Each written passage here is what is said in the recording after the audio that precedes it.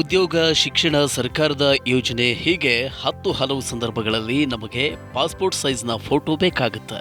ಆದರೆ ಕೆಲವೊಮ್ಮೆ ನಮ್ಮ ತುರ್ತು ಸಂದರ್ಭದಲ್ಲಿ ಪಾಸ್ಪೋರ್ಟ್ ಸೈಜ್ನ ಫೋಟೋ ದೊರೆಯುವುದಿಲ್ಲ. ಅದರಿಂದಾಗಿ ಕೆಲವೊಮ್ಮೆ ಸಮಸ್ಯೆಯಾಗುವುದು ಕೂಡ ಇದೆ.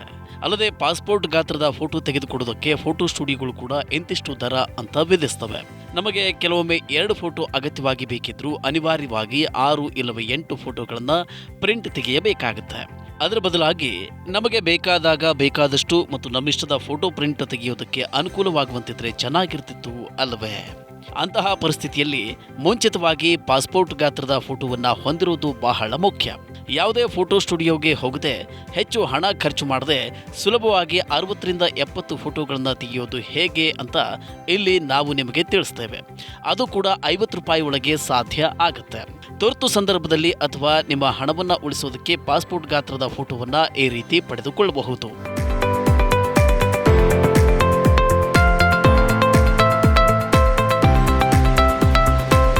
ತುರ್ತು ಪರಿಸ್ಥಿತಿಯಲ್ಲಿ ಈ ರೀತಿಯ ಪಾಸ್ಪೋರ್ಟ್ ಅಳತೆಯ ಫೋಟೋ ತೆಗೆದುಕೊಳ್ಳಿ. ಪಾಸ್ಪೋರ್ಟ್ ಗಾತ್ರದ ಫೋಟೋವನ್ನು ತ್ವರಿತವಾಗಿ ಮತ್ತು ಅಗ್ಗವಾಗಿ ಪಡೆಯೋದಕ್ಕೆ ನೀವು ನಿಮ್ಮ ಫೋನನ್ನು ತೆಗೆದುಕೊಂಡು ಒಳ್ಳೆಯ ಸೆಲ್ಫಿ ಫೋಟೋವನ್ನು ಕ್ಲಿಕ್ ಮಾಡಿ. ಫೋಟೋ ಕ್ಲಿಕ್ ಮಾಡಿದ ನಂತರ ಗೂಗಲ್ಗೆ ಹೋಗಿ ಮತ್ತು ಕಟ್ಔಟ್ ಪ್ರೋ ಎಂದು ಟೈಪ್ ಮಾಡಿ. ಇಲ್ಲದಿದ್ದರೆ ಈ ಲಿಂಕನ್ನು ಕ್ಲಿಕ್ ಮಾಡಿ. ಇದರ ನಂತರ ನಿಮಗೆ ಫೋಟೋವನ್ನು ಅಪ್ಲೋಡ್ ಮಾಡುವ ಆಯ್ಕೆಯನ್ನು ತೋರಿಸಲಾಗುತ್ತೆ. ಅಲ್ಲಿ ನೀವು ಕ್ಲಿಕ್ ಮಾಡಿದ ಸೆಲ್ಫಿಯನ್ನು ಇಲ್ಲಿ ಅಪ್ಲೋಡ್ ಮಾಡಿ.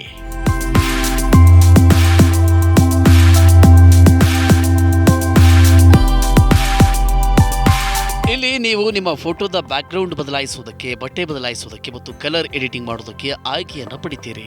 ಈಗ ಟಿ ಶರ್ಟ್ ಆಯ್ಕೆ ಮೇಲೆ ಕ್ಲಿಕ್ ಮಾಡಿ ಮತ್ತು ಫೋಟೋದಲ್ಲಿರುವ ಬಟ್ಟೆಗಳನ್ನು ಬೇಕಾದಲ್ಲಿ ಬದಲಿಸಿ. ಇಲ್ಲಿ ನೀವು formal T shirt, shirt, suit ಎಲ್ಲ ರೀತಿಯ ಆಯ್ಕೆಗಳನ್ನು ಕಾಣ್ತೀರಿ.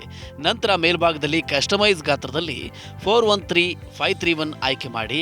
ಇದಾದ ಬಳಿಕ ನಿಮ್ಮ ಫೋಟೋದ ಪ್ರಿಂಟ್ ತೆಗೆದುಕೊಳ್ಳುವುದಕ್ಕೆ ಫೋಟೋ ವಿವರಣೆಯಲ್ಲಿ ಅಗತ್ಯಕ್ಕೆ ಅನುಗುಣವಾಗಿ ಆಯ್ಕೆಯನ್ನು ಆರಿಸಿ. ಕಾಗದದ ಗಾತ್ರದಲ್ಲಿ A4 ಗಾತ್ರವನ್ನು ಆಯ್ಕೆ ಮಾಡಿ ಮತ್ತು ಯಾವುದೇ ಫೋಟೋ ಕಾಪಿ ಅಂಗಡಿಗೆ ಹೋಗಿ ಮತ್ತು ಪ್ರಿಂಟ್ ಅನ್ನು ತೆಗೆದುಕೊಳ್ಳಿ.